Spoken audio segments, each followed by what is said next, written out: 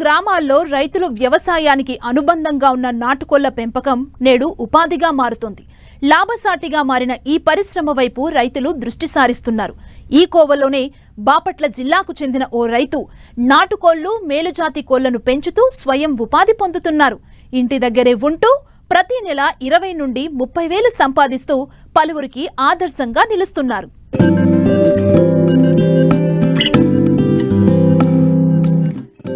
వ్యవసాయం, పాడి తర్వాత స్థానం కోళ్ల పెంపకానిది. గ్రామీణుల ఆదాయాన్ని పెంచే విషయాల్లో మొదట చెప్పుకునేది నాటుకోళ్ల పెంపకమే. జాతి కోళ్ల పెంపకం ద్వారా మంచి ఆర్థిక పరిపుష్టి సాధించవచ్చు. అయితే ఇప్పుడు ఆ తీరు పూర్తిగా మారింది. కొందరు రైతులు ప్రత్యేకంగా షెడ్లను నిర్మించి వాటిలో పెంచుతున్నారు. ఈ కోవలోనే బాపట్ల జిల్లా వేటపాలెం మండలం వడేసంఘం గ్రామానికి చెందిన రైతు శాంసన్ నాటుకోళ్లు, మేలుజాతి పందెం కోళ్లను పెంచుతున్నారు. కోళ్లకు రోగనిరోధక శక్తిని పెంచేందుకు అల్లం, ఉల్లిపాయలు, తాటి బెల్లంతో తయారు చేసిన మిశ్రమాన్ని అందిస్తున్నారు. నాటుకోళ్లకు దాణాగా అన్నం, తౌడు కలిపి ఇస్తున్నారు. మేలుజాతి కోళ్లకు మాత్రం తైదలు, సజ్జలను అందిస్తున్నారు. ఆశించిన రీతిలో ఆదాయం వస్తూ ఉండడంతో అదే వృత్తిగా ఎంచుకుని ఉపాధిగా మార్చుకుంటున్నారు. నేను చిన్నప్పటి నుంచి నాటుకోళ్లు పెంచడం అలవాటు. నేను 1974 నుంచి చిన్న పిల్లలు కొనుక్కొని ఈ నాటుకోళ్లు పెంచుతున్నాను. ఇప్పుడైతే ఇక్కడ ఒక షెడ్ వేసాము. ఆ షెడ్ 30 అడుగులు వెడల్పు, 72 అడుగులు పొడవు. దీని నిర్మాణం దగ్గరగా 7 లక్షల దాకా ఖర్చు అయింది.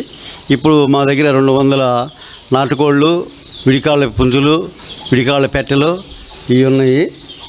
వీటికి సంరక్షణ కానీ ఏదైనా కానీ ముందు మేము చిన్నపిల్లలప్పుడు తౌడు, అన్నం కలిపి పెడతాము. మధ్యాహ్నం పెద్దాటికైతే తైదులు, సజ్జలు అవి పెడతాము. ఇంకా వేరే ఆహారం ఏం పెట్టము. ఉదయం నిద్రలేవగానే మేము ఈ కోళ్ళని బయటకు వదిలేసేస్తాము. బయటకు వదిలేసి ఈ షెడ్డు అంతా మోటార్ వేసి పైప్ వేసి శుభ్రంగా కడిగి ఆ ఫెనాయిల్ వేసి తుడుస్తాము. నేను నా భార్య ఈ సంరక్షణ గురించి మొత్తం శ్రద్ధ తీసుకొని చేస్తూ ఉంటాము. ఏదైనా ఏదైనా కాళ్ళు నొప్పులు రాని, లేకపోతే ఏదైనా తెల్లగా రెట్టలేసినా ఏదైనా వేసినా అల్లము, చిన్నులపాయలు, తాటి బెల్లం కలిపి నూరి ఒక్కొక్క దానికి ఒక్కొక్క ఉండ లెక్కన వేసి నోట్లో వేసి తినిపిస్తాము. ఇంకా మాకైతే ఎన్ని సంవత్సరాల నుంచి పెంచుతున్నా కూడా మాకు జబ్బులు అనేది రావు. మేము ఒక డాక్టర్ దగ్గరికి కూడా వెళ్ళము.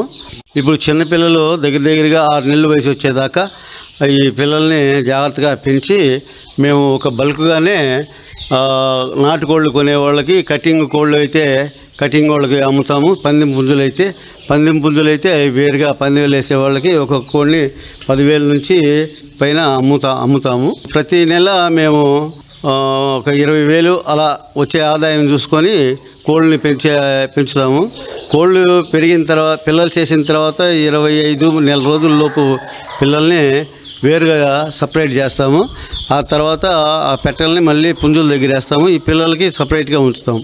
పుంజులకి ఇనప బుట్టలు పెట్టి బుట్టల్లో పెంచుతాము. పంది పుంజులకు మాత్రం తవుడు అన్నం పెట్టము. తైదులు, సజ్జలు అవి పెడతాము. మేము ఇప్పుడు కేజీ వచ్చేసి 500 లెక్కన మామూలుగా ఇచ్చేస్తూ ఉంటాము. బల్క్ మీద వాళ్ళు తీసుకెళ్ళి కట్ చేసుకుంటారు. మాకు శనివారం వచ్చేసి పట్టుకెళ్తారు. నాటుకోళ్ళు పెంచడం అంటే ఇళ్లలో ఊళ్ళలో పెంచితే రోగాలు వస్తూ ఉంటాయి, కొక్కిరి తెగులు అలాంటివి వస్తాయి. ఎవరైనా పెంచదలుచుకుంటే పొలం మీద ఒక 20 సెంట్లో 30 సెంట్లో పొలం మీద ఇల్లు వేసుకొని, పొలం మీద షెడ్ వేసుకొని అక్కడే కోళ్ళు పెంచుకుంటూ ఉంటే లాభదాయకంగా ఉంటుంది.